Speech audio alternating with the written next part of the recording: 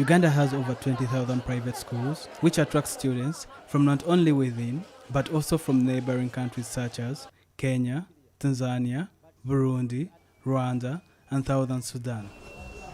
Some private schools often charge more than the public schools, and some parents prefer them because they are perceived to have higher academic standards. However, during these tough economic times that have seen Uganda's inflation rise to 7.9%, private schools are currently facing it rough. According to Asad Chirabira, the Secretary of National Private Educational Institutions Association, school owners do not have funds to assist them run school activities. The economic crisis sweeps in, and other schools will run by budgets. Currently, as we talk, as far as our expenditure limits were concerned, schools seem to be overwhelmed and cannot manage to meet the fixed costs and the welfare costs of schools. He adds that school proprietors have no choice but close the schools early with hopes of completing the syllabus at a later date.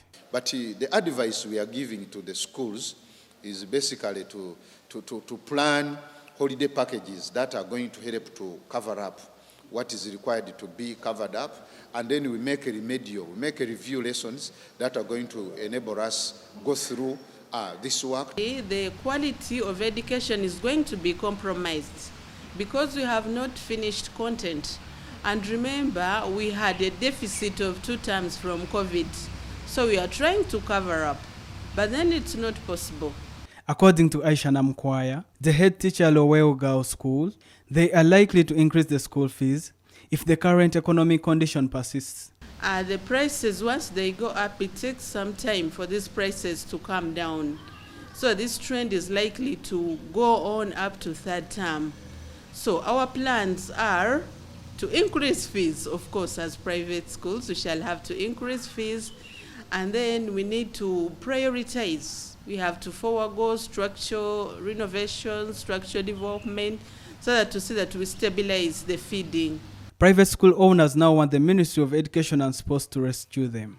Ideally, first we think the Ministry of Education should come out politely with a proper guidance. 2, it should seem to be working out a method that is going to help in the subsidization of the feeding items, key feeding items in the school. At the moment, Ugandans are still grappling with high costs of living, stemming from the increase in prices of essential commodities and fuel. Government, on the other hand, has attributed the rise in prices to the war between Russia and Ukraine. Tony Patia Humza, CTV, PM Edition.